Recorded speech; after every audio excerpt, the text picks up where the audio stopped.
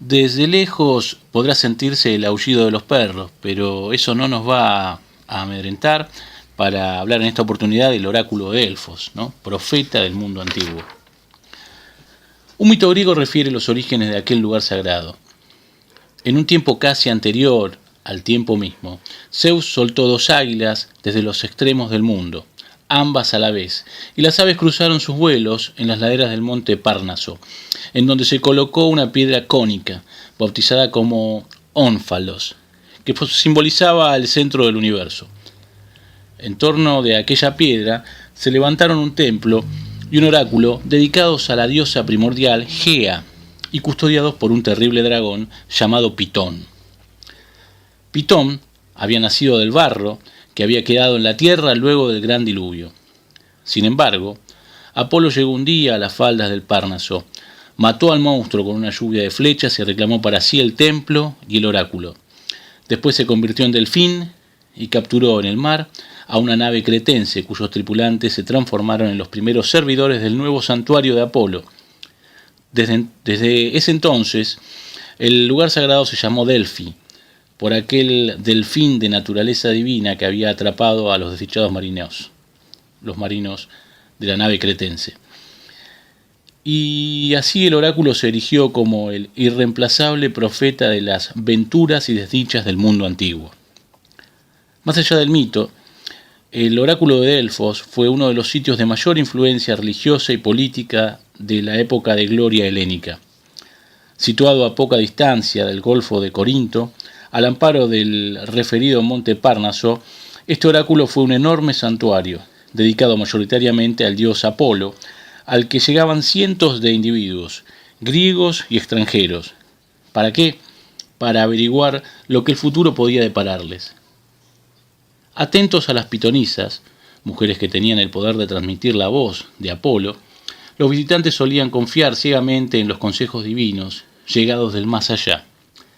Tal era el poder de sugestión de estos vaticinios que nadie, ni reyes, ni militares, ni simples comerciantes o campesinos, se atrevía a iniciar una conquista, afrontar una guerra o tomar una decisión importante sin consultar al famoso oráculo. Para todos ellos, hacer oídos sordos a los augurios podía significar la peor pesadilla. Los inicios históricos del santuario de Delfos datan del segundo milenio antes de Cristo, época en la que se erige el primero de sus templos, dedicado a Apolo, sobre la ladera sur del Párnaso. En el interior del templo se encontraban las pitonisas que presagiaban el futuro a partir de las consultas de aquellos que accedían al lugar después de recorrer un camino sagrado que subía a la montaña, zigzagueando entre pequeñas capillas que guardaban tesoros conformados por donaciones de diversos pueblos o estados agradecidos por los vaticinios del oráculo. Por detrás del templo, la geografía se despeñaba en un profundo barranco a cuyos pies se visualizaba un enorme valle que se extendía a lo largo de varios kilómetros hasta las costas mismas del Golfo de Corinto. Sobre este valle se encontraba un edificio circular llamado Tholos, sin lugar a dudas el más bello de todo el complejo, que estaba dedicado a la veneración de la diosa Atenea. En el año 548 a.C., un incendio destruyó el templo de Apolo y obligó a su reconstrucción, que se completó casi 50 años más tarde, en gran medida gracias a la colaboración de un ateniense llamado Alcmeónidas, que según cuenta el historiador Heródoto, recolectó aportes y donaciones por todo el mundo griego. En aquella misma época se construyeron un teatro, un hipódromo y un estadio con capacidad para 7.000 personas, en donde se celebraban cada 4 años los Juegos Píticos, consagrados a Apolo.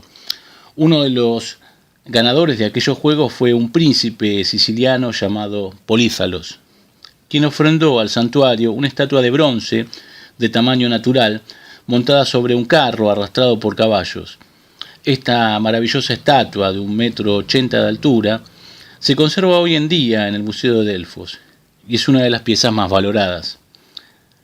En el siglo I a.C., y en coincidencia con la expansión del dominio romano sobre el mundo helénico, El oráculo de Delfos comenzó una etapa de lento ocaso, y ya en el siglo II después de Cristo, el santuario era un sitio visitado más por curiosos que por creyentes. En esos tiempos, los emperadores romanos empezaron a apropiarse de muchas de las riquezas del complejo, trasladándolas a otras ciudades, tales como Roma o la misma Constantinopla. Fue así como Delfos se transformó en un sitio casi abandonado, apenas visitado por unos pocos peregrinos, hasta que un edicto del emperador Teodosio el Grande clausuró definitivamente el oráculo en el año 390, por considerarlo un elemento pagano contrario al cristianismo, que, como sabemos, bajo su gobierno se había instaurado como la religión oficial del imperio. Muy bien, esto fue para Historias y Relatos. Algunas palabras sobre el oráculo de Delfos.